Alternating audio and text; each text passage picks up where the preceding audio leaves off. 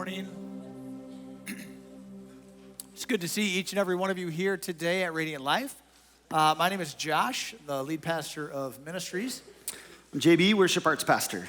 And for those of you that didn't know, and this is not just a shameless plug, although it is kind of a shameless plug. Sure. Most weeks, Pastor JB and myself, we record a podcast based on the message that we do here. We call it Radiant Reflections. And we just dig a little deeper right on Frank. Frank knows what's up. Today we're doing a little bit of a live version of that. Yeah. So with a few exceptions, we will not spend, Lori, you'll be happy about this, we will not spend 12 minutes talking about coffee. So just you can fast forward. Time-wise, you know, that'll save a little bit of that chunk of time.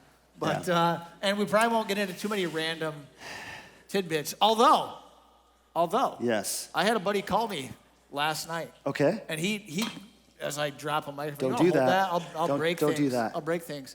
He called me and he told me something Okay. that I was like, oh no, like that. Based on the information he gave me, I've probably lied to people a lot of times. Okay. He says, Josh, did you know that Jiffy is actually like a measurable unit of time? What? Did you know this? No. I mean, I had never heard this before. No. Because you ever said to somebody, hey, I'll be back in a Jiffy.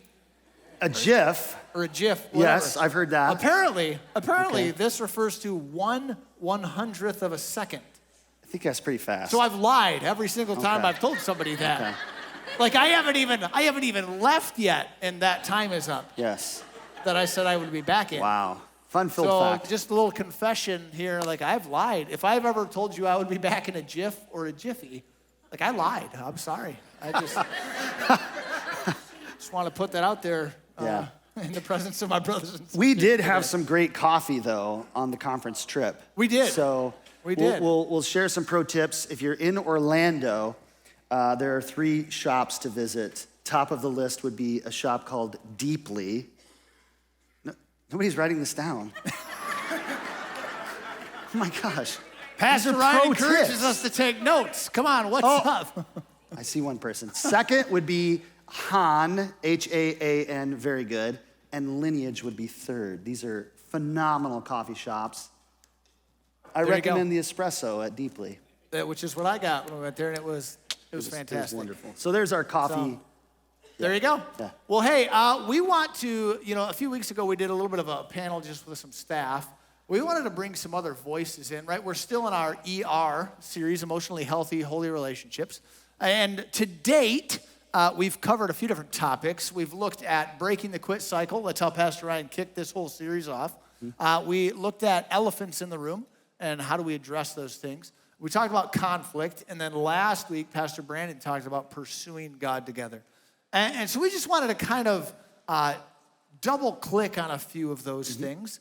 I don't know if you've ever had this, right, where, maybe it's, messages on a Sunday, maybe you go to a conference or something like that, and there's so much good content, and you're taking, like, furious notes, and then you're like, oh, man, I'm going to have to spend some time processing through this. But by the time you start to process through it, like, it's the next week, and now you've got another message, and you're like, oh, I've got to get notes on this one.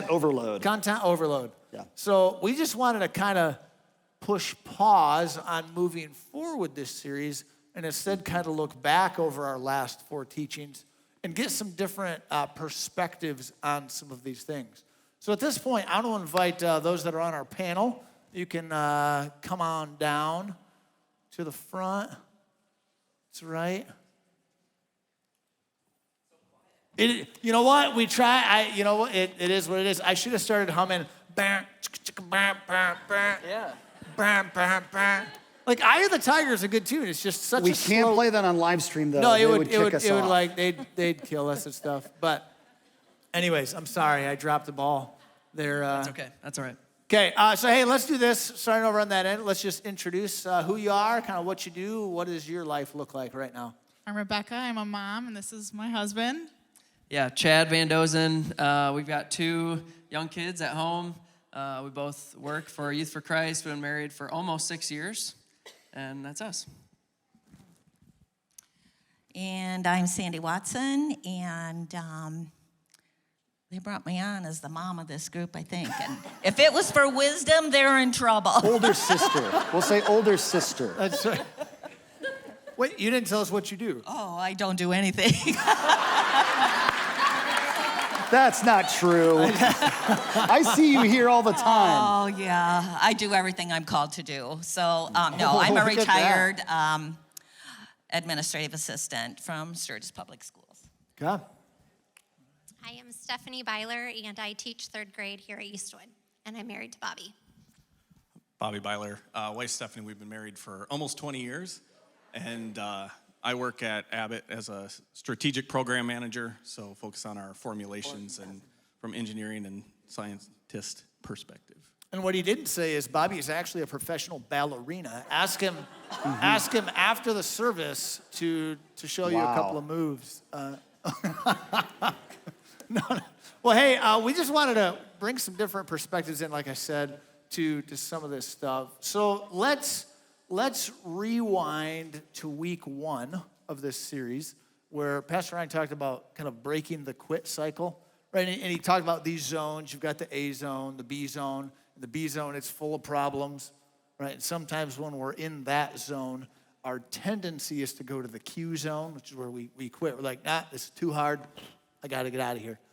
If you're willing, what is a time in your life or a relationship in your life where you've been in that B zone, full of problems, and maybe you were tempted to, or you did, kind of go into that Q zone, if that makes sense? Who wants to? Yeah, so in our marriage, there's been plenty of times where, you've arose to conflict and stuff, but early on we kind of committed that we weren't even going to threaten with the divorce word. Like that wasn't even an option, that I'm not even going to ponder those thoughts because it's not an option. So my mind right away went to a specific friendship that I had. We'd been friends for quite some time, and over the years, I don't know about you guys, but there's just conflict that happens, and sometimes we don't deal with it. And so that was the case for me in this friendship, and it got to a point where it almost felt easier to just quit on it and not necessarily like go to her and be like, okay, I'm done, like whatever. But just to slowly let it drift away and not really be a friendship anymore. And I felt really convicted. I was really out of my comfort zone, but I felt convicted to go get lunch with her and apologize. And I didn't even know what I was apologizing for. That was the hardest part for me, is I didn't feel like I did anything in the situation that could have hurt her. I felt like it was one-sided, and obviously we're aware of the things that hurt us, but it was really hard for me to say sorry for something I unintentionally did.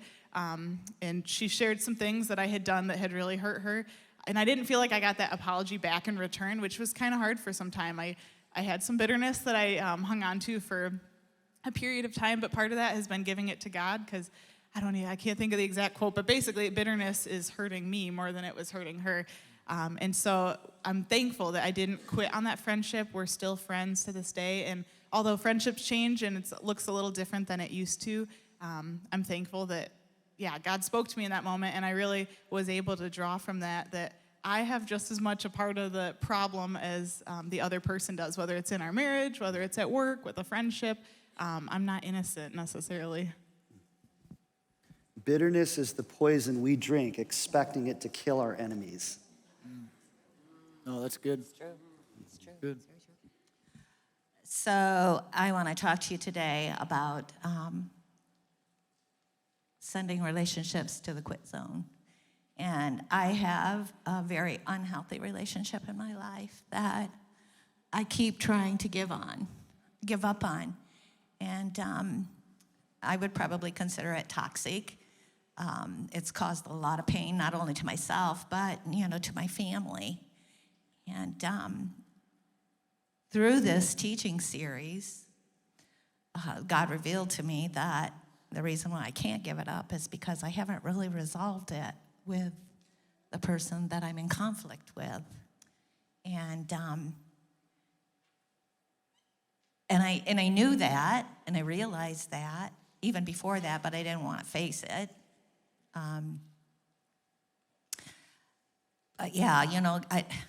The Lord's just been saying to me, you spend so much time on this relationship trying to understand it and make it better, and that I just really wasn't allowing myself to let him focus, to let myself focus on where, he wanted to lead me. And I hate the fact that that I have tried to give up on this relationship so many times. And I think you asked me the question, what is my next step? Maybe it was you. And trying to resolve that. And I don't know. It's hard. It's hard because they're very hard people to talk to. But probably in a letter. I think that's kind of what the Lord is leading me to do, just to write a letter to them. And whether I mail it to them or not is another thing. I hope I can, because otherwise I'm still just letting it hang out there. Okay. You guys got any quit cycle? Sure. Mine is a work-related. I've been in education teaching for almost 20 years, and about a year ago I had a come to Jesus moment, and maybe the year before, things were just really hard. Education teaching was hard. I was exhausted.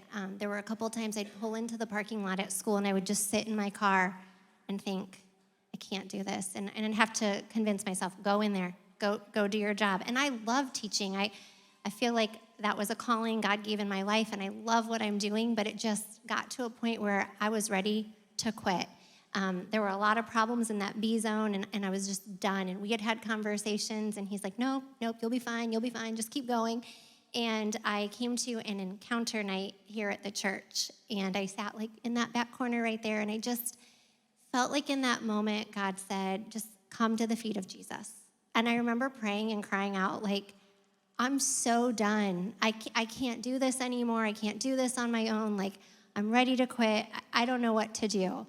And I heard 4 words, it's not about you. And in that moment, it was oh, okay, but I can't do this. I don't know what to do. And I was I can't do this on my own, God. And he's like, you're never intended to do this on your own. I'm here for you. Just go in, love those kids, see them through the eyes of Jesus. And I think wherever you are in that B zone, ready to quit, I think about the spouse who's maybe in their driveway sitting there thinking, I can't go in and have another argument. I can't go in. Give it to God. Don't be selfish in that situation.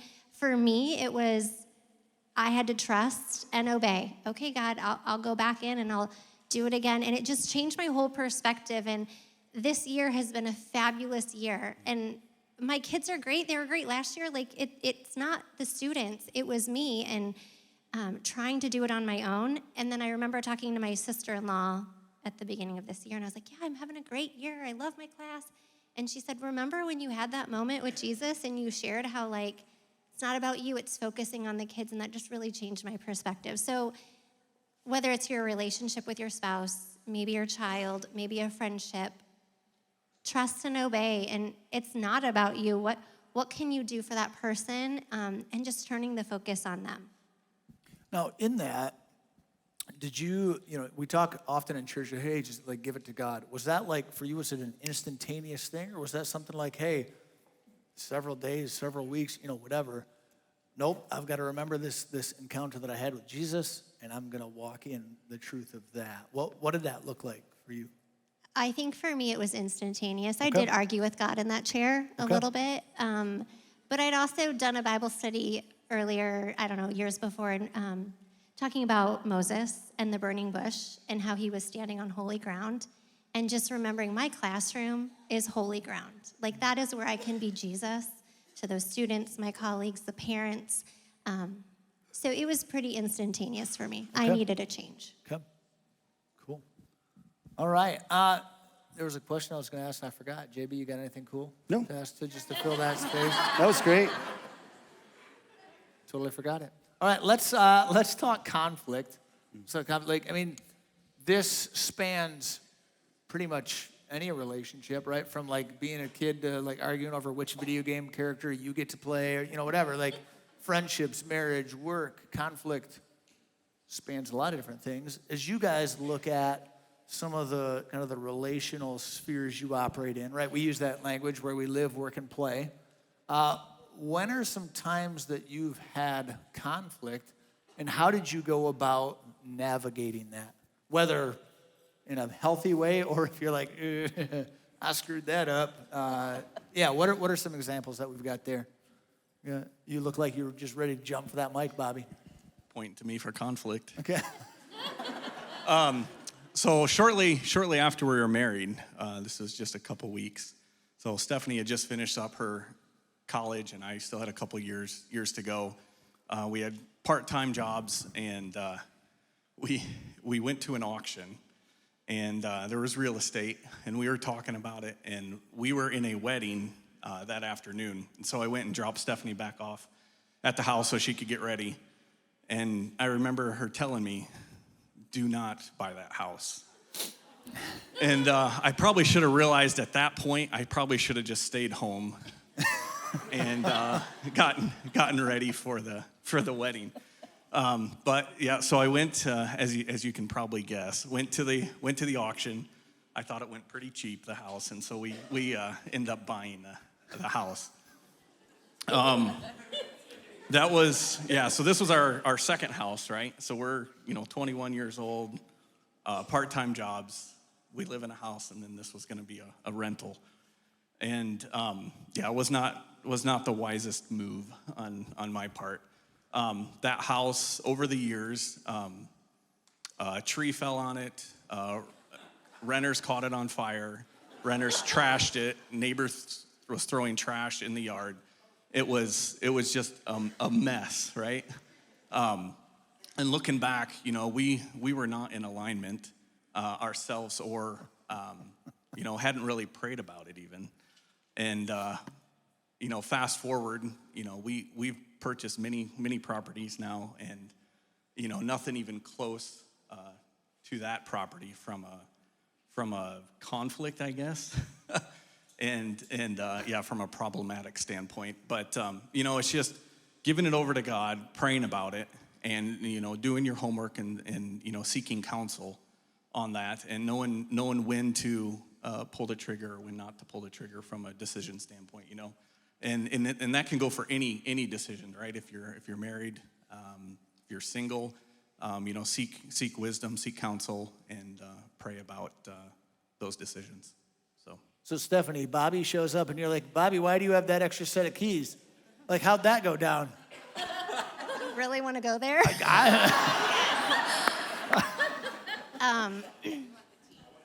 It was not pleasant. He was in the wedding, so it wasn't an option to not go. We had to go to a wedding and put on a fake front. And like he said in first service, I don't think we spoke to each other the whole night. And then, I don't want to jump ahead, but going into the elephant in the room, that was definitely an elephant in the room for a long, long time. I mean, we've been married 20 years. We kind of technically still have the house. And so it's still an ongoing thing. And Bobby, you better. Technically, there's no house. It's been torn down. Okay. It's a conversation for another day. But I'm going to be real transparent. Like, in the moment, in all of our conversations, again, this was the elephant in the room. And every time I was right. That's not very Christ-like, I know, so I'm sorry. But like, true transparency here. Like Chad and Rebecca, we never use the divorce word in our home. And so it allows us to have very safe and honest conversations. And I probably said things that weren't very honoring and good in that. But like Bobby said, we weren't in alignment. We hadn't prayed about it. God was not a part of that decision. And going forward, that's something that we've learned in our relationship. Like, it's three of us and God. And we have been fortunate and blessed in going further and for future decisions. And you failed forward in a sense, right? I mean, like, this did not go well, but you took what you learned from that, and now that's influenced the way that you do life now. Absolutely. Yeah. Awesome. Anyone else? Yeah. I'll just do a quick one, and then we got a story that's kind of funny. I'll give a work example. I work for Youth for Christ, so you think, oh, like, it's a Christian organization. You should never have problems or conflict. Of course there is, and the pastors, you guys have conflict with each other. Shocker, what? No way. So anyway, a lot of the conflict, though, for me, stems from assumptions that I make, and when conflict arises or I feel tension, when Ryan went over the list of like 10 things of how you deal with conflict, I just avoid it, or I don't want to talk about it. I just pretend it doesn't exist, sweep it under the rug. And so, I just assume certain things about people's words or actions that most of the time aren't even true. And so the more I sweep things under the rug, then it becomes like a Lego and you step on it and it really hurts. So anyway, just learning how to assume the best, which is like, oh yeah, that seems really easy maybe, but it's pretty difficult to assume the best about people and their intentions. And when you successfully do that, assume the best about people, it saves a lot of heartache. And sometimes, you need to have conversations with people. But other times when you assume the best, you think, they probably didn't mean that. I'm not going to take it personally. And again, sometimes conversation's needed, sometimes not. A personal example, you want to tell the story? I'll tell it for now. She can jump in. So for the first few years of our marriage, we rented the basement of my grandma's house. She goes to church here. She goes to first service. She usually sits over there. She's the best. So anyway, we're renting. We're newlyweds, and we have like beanbag chairs in our living room, a futon, just random stuff. Some of you can relate to that. And so finally, like, we buy this couch, and it's gonna be awesome. It's gonna be so good. And the way the house is set up, it's kind of older, so there's a lot of hallways and walls and like skinny doors. And we try literally for hours trying to get this couch through the door, down the steps, and it just doesn't work. Okay, he said he doesn't communicate very well. He would just like push this couch and like turn it without saying a thing. And I was going, I am not a man. Like, you can't just do this. Like, I was livid because he wouldn't talk. He'd just start moving it. And I'm like trying to hold it, And yeah, and then what did you tell me? Yeah, so then it comes, we're both getting heated in this moment. And so then I say, like, And your grandma's watching the whole time. yeah, she's just soaking it in. She's probably experienced this too. So eventually then I say, like, you just think you're the world's best communicator. And so that's kind of a funny point now. We can laugh about it now, I think. And then we got another couch, and the same thing happened with that one. So we gave up. No, just kidding. There's these things called tape measures. Chad still has not learned that. Sorry. I bought a coat rack a couple weeks ago, thinking it's gonna be perfect. It's gonna fit right there by the steps. I measured incorrectly. So it comes in the mail. We're working together, which is tension in itself. If you ever try to set up furniture where there's like A, B, C, D, and like in the plastic package with all the screws and stuff. Yeah. We put it all together. We try to put it there, doesn't fit. I measured wrong. I just can't use a tape measure. So anyway. Yeah, there was trim that he didn't account for. But anyways, part of that though, like even a day later, a week later, we realized like, okay, it's just a couch. Like there's nothing we can do about it. And a lot of times we tend to not look at the facts of the fact that like, okay, this is not gonna fit through the doorway. No matter how much we yell at each other or get angry, like it's just not gonna fit there. And so part of that has just been like, we still struggle with this, but not taking our anger out on each other for things that are out of their control, and whether it's something at work or like with our kids or whatever, being unified instead of like exploding on the other person, just talking calmly about it. And it's easier said than done. Chad, at any point in that endeavor, did you yell, pivot? Yo, what? Pivot! Oh, No, okay. I don't think so, no. I was just curious. Okay.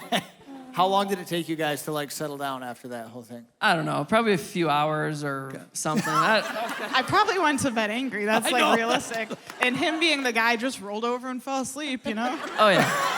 Yeah, I fall asleep pretty quick. Same. So we're like airing out my dirty laundry. Maybe we should move on.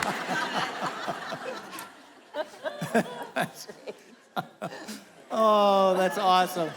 So we've hit on a few things, right? Like with some of these conflicts, with some of the Q zone things, right? Like if you had a time machine, right, and you could go back and do one thing differently based on what you've learned since then, like what would you do differently? And whether it's, a work situation, a couch situation, a toxic relationship, like what are some things that you say, man, if I had done this, maybe that would have played out a little bit differently? Yeah, I think I already said it, but one is just assuming the best out of people. Don't take things personally and just love people that way. And then another is like just caring for the person. We love each other. Sometimes we get frustrated, but having the mindset of like, it literally is just a couch. Like, it doesn't matter. Like, just calm yourself down, and it's just a couch. So don't make a mountain out of a couch, you know? Really. Okay, there you go. Anyone else? You know, in first service, my answer was I don't know. But as I've had time to process that question, had I had this teaching series way back when, I might have handled it a little differently. I like to suppress conflict. I work hard at avoiding it instead of working through it. And had I maybe worked more towards a resolution earlier, maybe things would be different now. Who knows? Okay, that's good.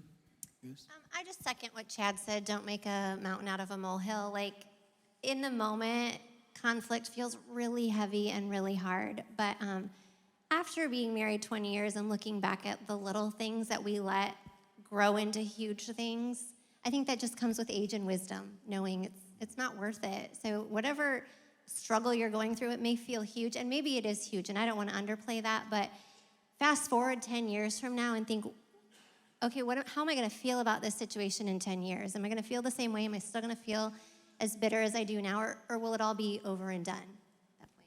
No, that's good. And if 10 years ago you moved a couch and you're still bitter about it, like that's... You might need some help. That's there are professionals for that very thing. That's right. Well, hey, last week Pastor Brandon talked about pursuing God together. Right? And again, this could be in any relationship: friendship, marriage, dating, workplace environment. What are some ways across some of those different relationships that you guys have been really intentional to pursue God together? We'll start over at this end with Bobby. Surprise. I'll just go back to like decision making and wisdom and gaining alignment with your spouse. So James 1:5 says, those that lack wisdom seek God and he'll give it generously. And I think that's vital in any relationship, any decision you can use that for, whether you're single, married, 50 years or whatever. But just, gain alignment with God and with your spouse before making any major decisions. So. And I'd say prayer. Prayer is huge. If you pray with your spouse before bed, beautiful. We don't. I will, and that's, but I will lay my hand on Bobby every night, and I do pray over my husband every night. And I remember early in our marriage, I would always pray, Lord, I pray that in his job, you provide godly men he can look up to and just seek counsel from and pour into. And I feel like now you're that old man at work. And so my prayer has changed a lot to, God, allow my husband to be that godly man in work so that he can pour into others. So if you're married, I strongly encourage you to pray over your spouse every day. If you're not married and you're a single parent, pray over your children, pray over your church, pray over your pastors, pray over your friendships. I just think prayer is what pursues you to God in a relationship. Yeah, students, right? What if you showed up and you prayed over every student that you're in class with, right? You're in high school and you've got all these different hours, right? Like, what if you prayed for every single person you have class with? And the teachers, because they got to put up with y'all, right? I mean, that's some stuff right there. First of all, good. Thank you for those words of wisdom that you offer. So for me, pursuing life with others or together, it really stems a lot from my friends and my life group. It's been a huge part of my growth, just being in a life group and sharing with others and learning to be transparent and learning to communicate and praying for each other behind our backs, and just so much good can come out of a life group. So if you're not involved, I encourage you to please get into a life group. Even consider leading one. Wow, I don't know how many years ago somebody came to me and said, you think about leading a life group. And I'm like, oh, no, I'm a new Christian. I can't do that. I'm not equipped. And what was it you said? Something about the Lord will equip you. And I have enjoyed every single minute of the women that I've been in life group with. We're friends. We're spiritually connected. It's just good. So I'm a big proponent of doing life together, pursuing God together with others like you or unlike you. I think just to add on what Sandy said, as you're in relationship with people and pursuing God together, don't act like you have it all together, because you don't. I hate to break it to you. I don't, we don't. And, as you hang out with people and you're pursuing God, like, have honest, authentic conversations. Share maybe what you're struggling with or what you're walking through that's really difficult as a couple or as an individual, and not trying to hide those things, just keeping it out in the light, Yeah, and I feel like every one of, like, humans, there's a desire to be vulnerable and just real, like, not to have to hide behind something, but to actually do that is really hard, like, to first drop the conversation of what tough thing you're going through, or maybe even like a sin you're struggling with, and getting advice or those kind of things.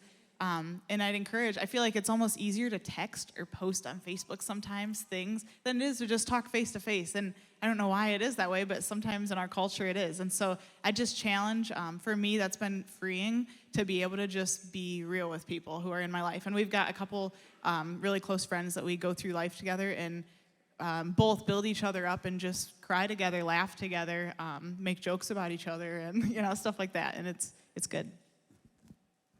Yeah, I think some of the benefits of doing life together, the extent to which you experience those benefits is the extent to which you're willing to be real and vulnerable.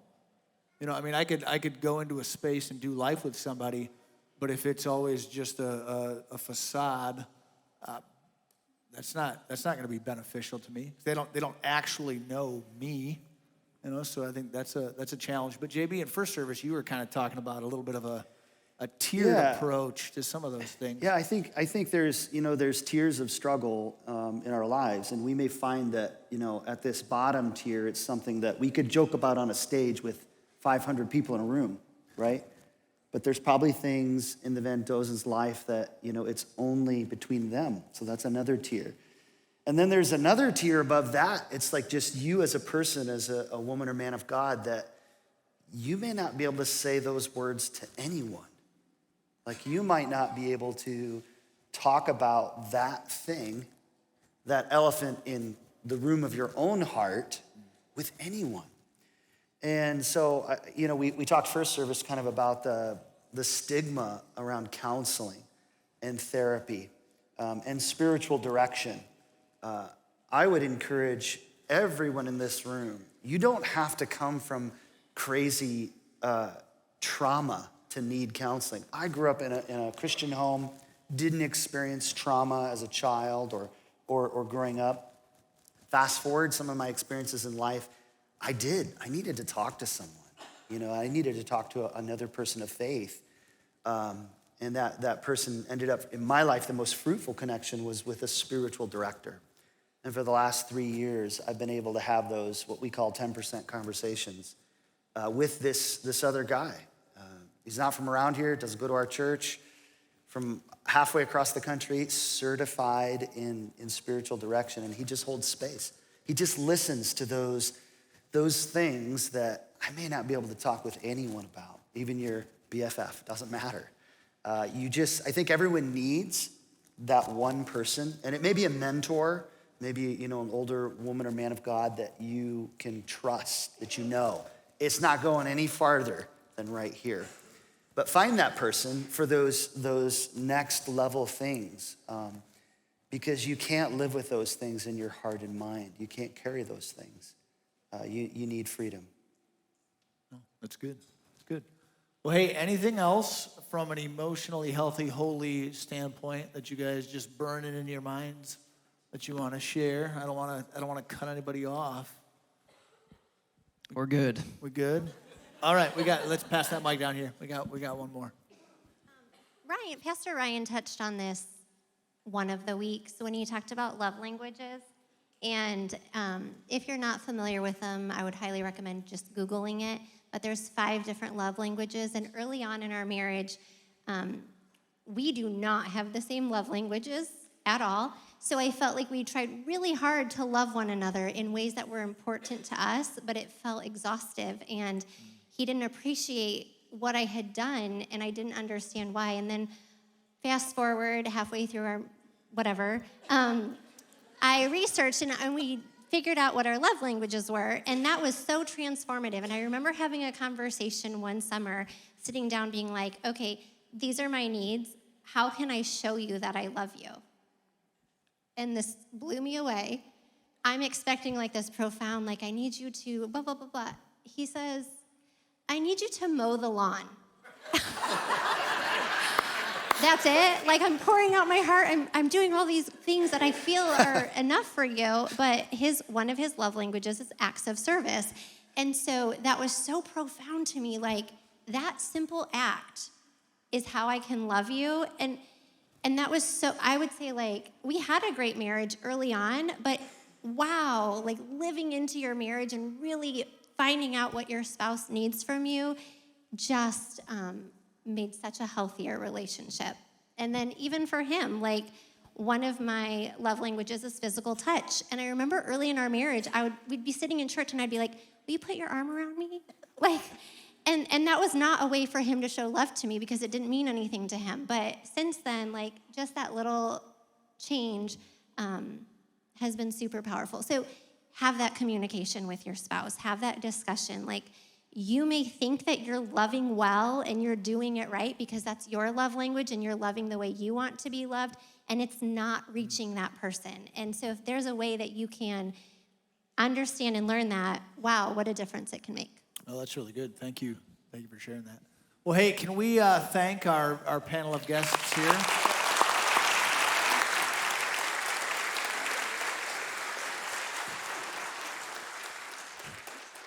So as we're looking at this series, right, emotionally healthy, holy relationships, just a good reminder, emotionally healthy, holy relationships are whole relationships. Whole relationships. There's a word in Hebrew that says shalom. Everybody say shalom. Right, we translate it peace, but it also means wholeness. Everything as it should be. Everything in its right place. And that's what we're going for here within the context of relationships. We want relationships, and if I didn't say it already, worship team, oh sweet, they're on it. Worship team can come up, right? We want relationships where things are as they should be. And because of the work of Jesus, because of the power of Holy Spirit at work within us, this is actually something that we can do. Now, a month ago or so, I had the opportunity to do a challenge week with some guys, and one of the things that we did is focus on Romans chapter 12. And I want to share just a few verses out of Romans chapter 12, because I think it pertains to this idea of relationships. It says this, Paul writes, let love be without hypocrisy. Detest evil, cling to what is good. Love one another deeply as brothers and sisters. Then lean into this next part. Take the lead. Take the lead in honoring one another. Oftentimes we do this reactively, like, well, hey, if they're, I'll respect them if they respect me, right? And we put it on them and we're reactive. No. Paul says, take the lead. Like, you go first.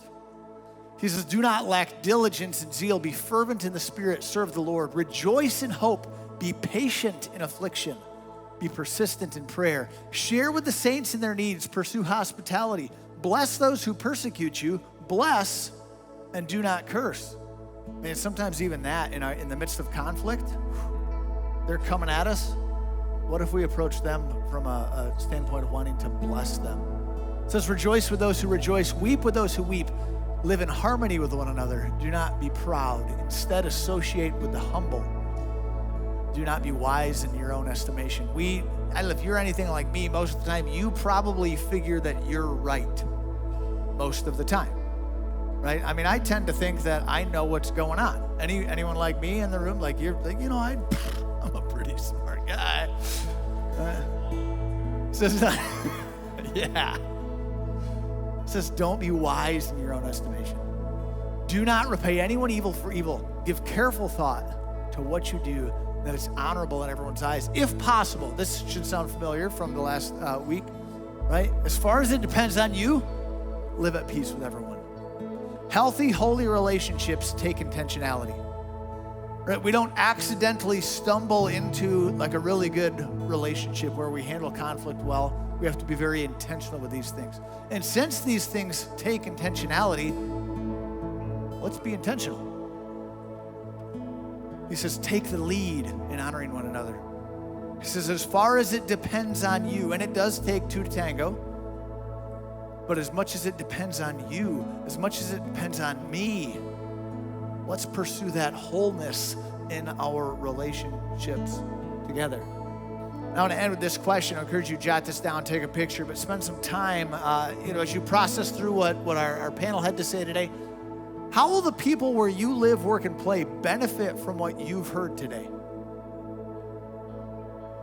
Right? Maybe you need to take the next week or the next month or the next year, and you need to just camp out in Romans 12. And you need to just meditate on, what does it look like for me to take the lead? What does it look like for me to live and have love that's without hypocrisy? What does it look like for me to live at peace with everyone around me? And I loved what Stephanie shared, because we need to remember it's not about you. It's not about me. We can only control what we bring to the table, but this is for the benefit of others. So if you grabbed hold of a nugget today or something to really, I could use that in this conflict that I'm facing, how are the people around you going to benefit because of what you've heard today? I want to encourage you to kind of wrestle with that. I want to invite you to stand. Father God, thank you that you stepped down into our mess. Lord, you didn't wait till we had all our crap together to say, you know what, let's start to work on this relationship. Lord, you took initiative. May we take initiative in the pursuit of healthy, holy, whole relationships where we live, work, and play. Holy Spirit, we invite you into that space. Work in our heart first. Change what you need to change in us first. And may we then overflow that to the people around us. We ask this in the mighty name of Jesus. Amen.